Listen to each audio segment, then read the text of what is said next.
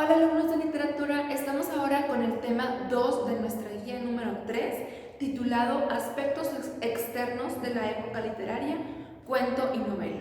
Anteriormente vimos las características y la historia de 4 de los subgéneros de la narrativa, que son mito, epopeya, leyenda y fábula.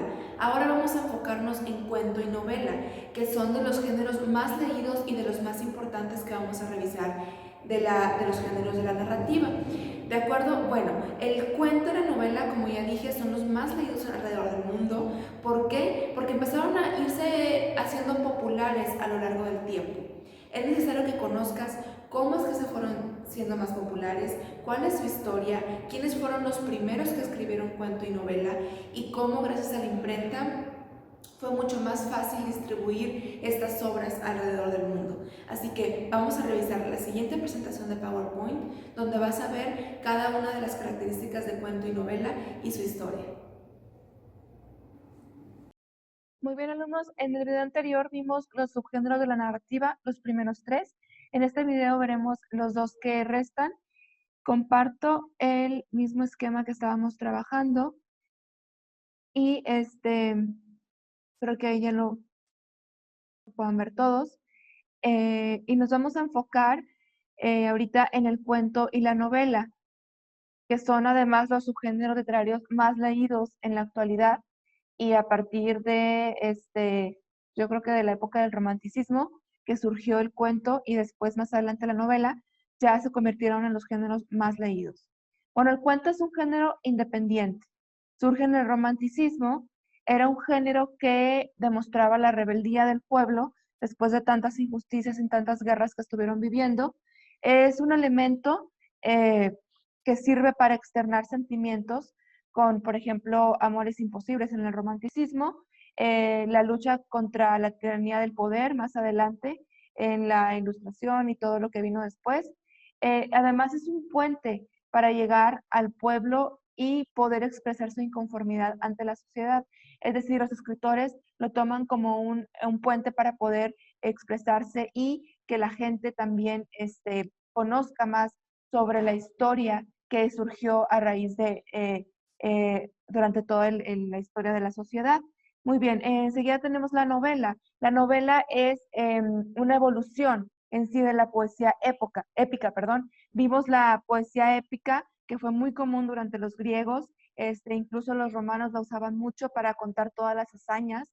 La poesía épica, perdón, es en sí la epopeya, y después la novela se convierte en esta evolución donde ya se escribe como prosa. Les recuerdo que antes se escribía todo como verso, cuando estaban los griegos.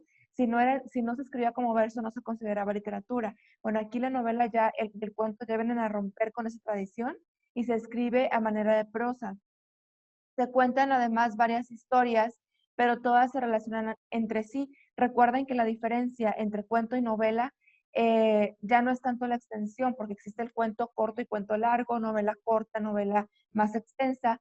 Lo que los puede diferenciar es más bien la complejidad de las historias. La novela cuenta la historia de varios personajes que se entrelazan entre sí, pero pues es la única diferencia que hay. Pues es muy confuso a veces encontrar una diferencia exacta.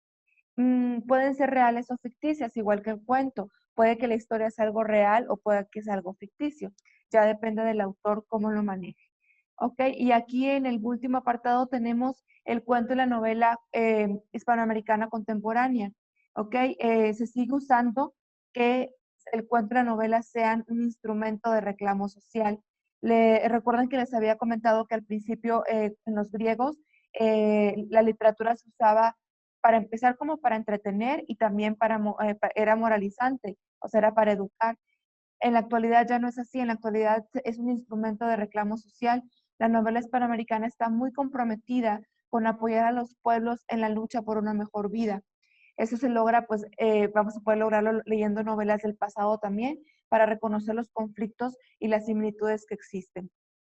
Los movimientos más característicos de Hispanoamérica, porque fueron los únicos que tuvieron estos movimientos aquí en América Latina, fue el realismo mágico y el boom latinoamericano, que donde podemos encontrar a García Márquez, Juan Rulfo, este, diferentes autores, ellos son los más conocidos, donde escribían sobre la realidad del pueblo, pero usando elementos mágicos, como leyeron ustedes un fragmento de Cien años de soledad y pudieron darse cuenta de cómo maneja la magia en esta historia, pero además hace un reclamo social.